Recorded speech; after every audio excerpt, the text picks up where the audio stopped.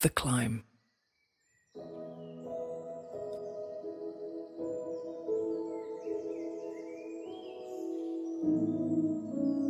Snuggle down and cozy up.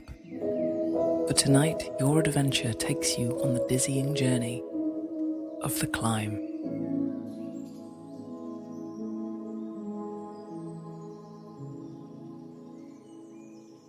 You wake to find yourself high above the ground and overlooking a magnificent landscape.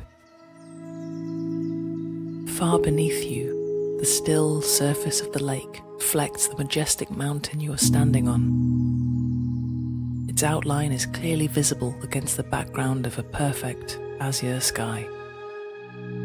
The sun is shining brightly. Occasionally gulls, which look like small white clouds, skim across the surface of the water.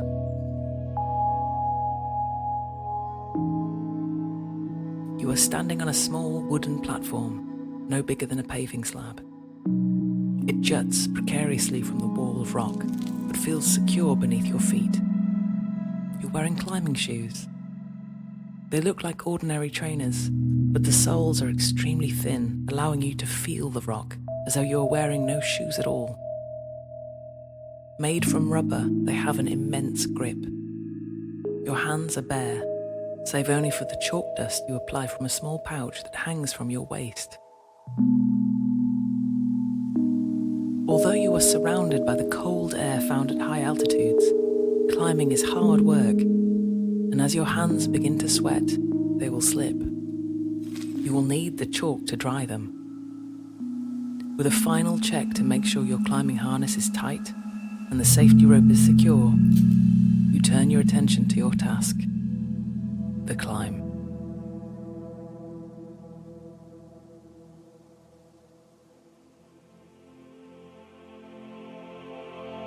The rock is the color and texture of sand, formed from layer upon layer of sediment compressed over millions of years. As you climb from the oldest rock at the base to the youngest at the top, you are traveling through time. The horizontal tiers look like a giant layer cake. In places, the surface has eroded, forming cups and small ledges, perfect for hand or footholds. Casting your eye over the surface, you note the exact location of each potential hand and foothold as you plot a route. This first part of the climb is relatively simple, and you confidently reach for the first handhold. Keeping your body close to the rock, you pull yourself up. Your feet easily find the cups and ledges you identified, allowing your hands the freedom to move higher. And so, alternating between your hands and feet, you scale the rock like a giant lizard. Arriving at the platform, you immediately fasten your safety rope to the carabiner dangling from a metal bolt driven securely into the rock. The carabiner is brightly coloured in neon green and easy to spot. Made of a light alloy, it looks like a large keyring, but it is very strong and will easily take your weight should it need to. Once secure, you stand and examine the next part of your ascent. You are full of energy and eager to continue. You can see that the next section will be more difficult.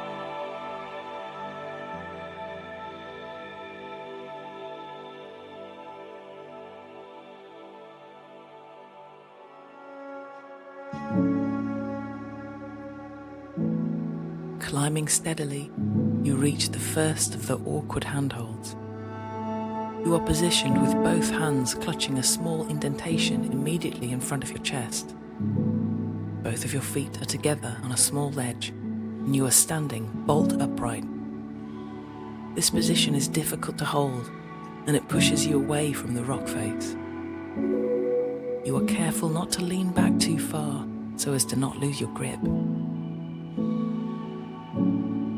Carefully, you remove each hand in turn and dip them in the chalk bag that hangs from your waist. Then, carefully extending your left leg, you locate a foothold a few feet away.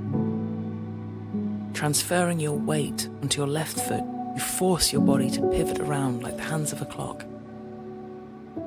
Then, releasing your left hand, you reach out as far as you can as your leg becomes fully extended. Your fingers find the new hold. You grip it tightly with all your weight on your left foot and pause, but only for a moment.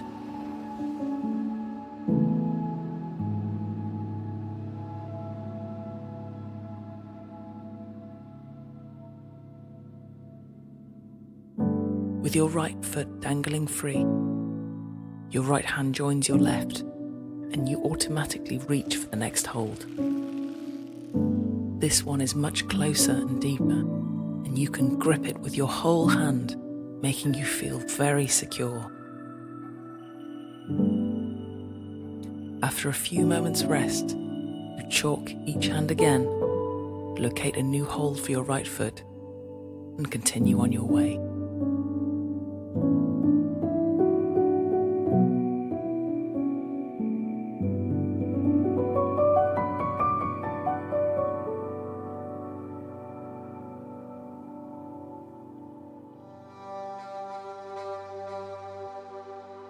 By the afternoon, you reach the halfway point. You are pleased with your progress and have developed a close relationship with the mountain. At times you have found yourself only centimeters from the tiny alpine flowers that find a home in the smallest of cracks. Earlier, from one of the platforms, you were amazed to spot a lone ibex. These wild mountain goats scale the almost vertical surface of the rock with ease, and you are in awe of how well they have adapted to their environment. You are now so high that the lake has shrunk in size, and you can no longer see the gulls or their reflection.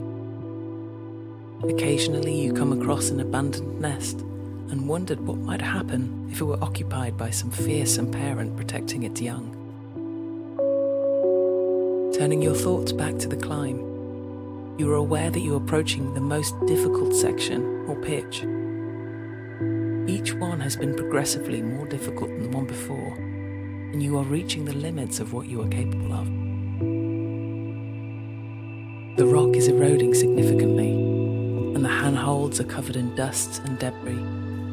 Before you can put your trust in them, you have to make sure they are clean and that your grip is secure. This means you cannot move in a fluid, seamless motion and are forced instead to pause repeatedly. Hanging by one hand, if only for a few seconds at a time, uses up vital reserves of energy. For the last few meters of the pitch, there are no footholds at all. Using just your hands, you shuffle sideways like a crab, and your muscles start to burn.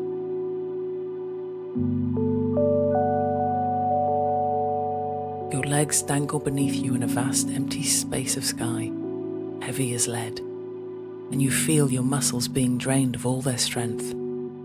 Just as you think you'll have to release your grip and rely on the safety rope to break your fall, you reach the end of the ledge.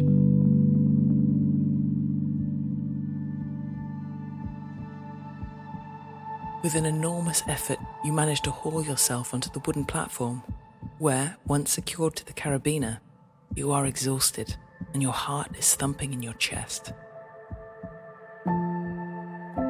As the pulsing in your chest subsides and your breathing becomes steadier, you notice a change in the air. Looking up, you see that you are closer to the summit than you thought. There is a fresh breeze blowing across the top of the mountain, carrying with it the scent of pine needles. 2 more pitches and you will be at the top. After a while you stand and stretch your aching muscles. The sun is high overhead and you are surrounded by golden light. You breathe deeply and fill your lungs with the fresh morning air. You feel invigorated and ready to face the final challenge.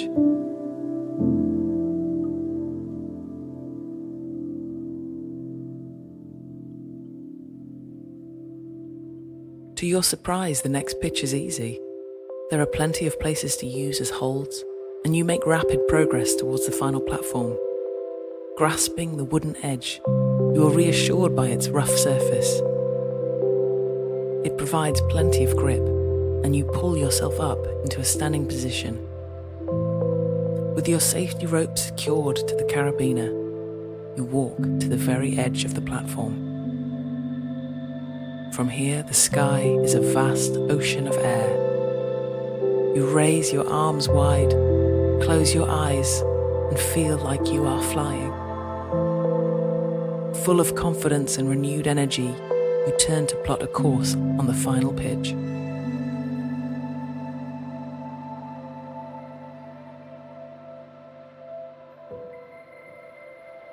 You are pleased to find the climb as easy as the previous pitch.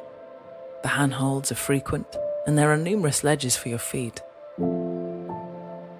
It takes only a few minutes for you to make your way around the outcrop and into the cleft, but here you are forced to stop. Inexplicably, the rock changes into a sheer, smooth surface with no possibility of traversing it. Not even a dexterous and sure-footed ibex would dare to cross. Examining the flat rock as it reaches the end of the cleft and extends into the next outcrop, you were distracted by a flash of green and realize there is a carabiner on the rock directly opposite where you are.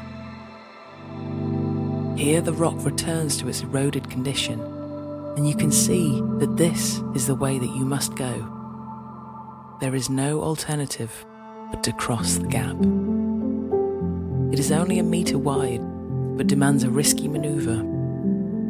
The difficulty lies in having to rotate your body. It would be relatively easy to stretch out your leg and step across the grab, as there is a ledge level with the one you are standing on. But then you would be left stranded across the cleft with no momentum to carry you over.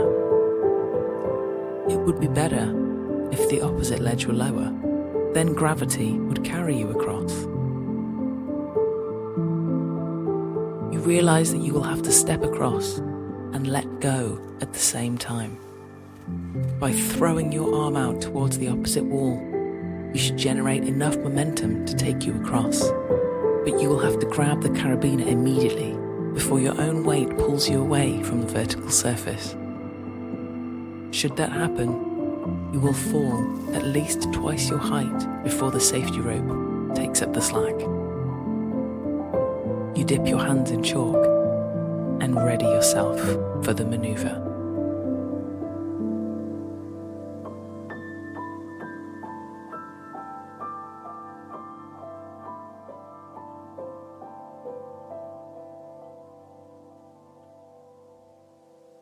Keeping your eye firmly fixed on the carabiner, you step across the gap. Feeling the subtle shift in the center of gravity, you throw your arm outwards and reach. As your foot touches the rock, your fingers close around the metal and you begin to flatten your body against the rock. The last of your momentum carries your other arm and leg over, and you come to a halt. You are relieved to have made it across, but are quick to secure the safety rope before finally allowing yourself to feel safe. You are filled with a sense of achievement, and a smile spreads across your face. You've shown courage and determination and have pushed yourself past your own limits.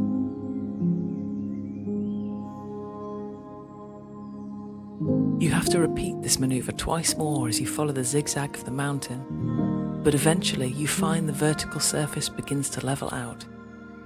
You begin to scramble on all fours rather than climb, and the rock turns into grass. The air is filled with the scent of pine needles, and you observe fragile butterflies flitting between the sparse alpine flowers.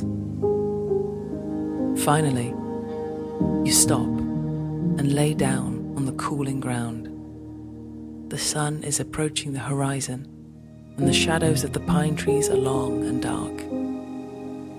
There is a path that leads through the forest that will take you back down, but you are content to lie here for now, absorbing the last of the sunlight. Your whole body aches, but it feels good.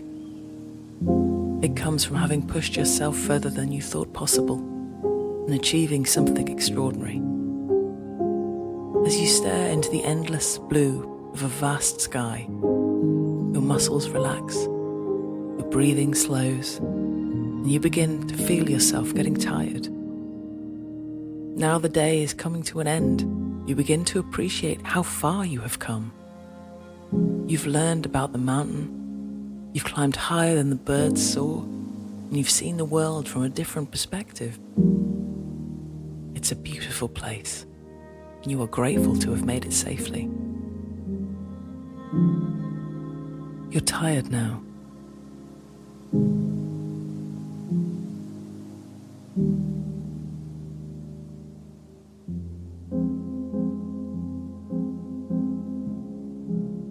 The sun is slowly slipping fast away. The forest is getting darker, and the mountain is getting colder. You know you need to find shelter before it's too late, but you don't want to leave the mountaintop. You enter the edge of the forest and lean against an ancient pine. Its trunk is surprisingly warm, and you hope you wake to see the sunrise across this beautiful landscape.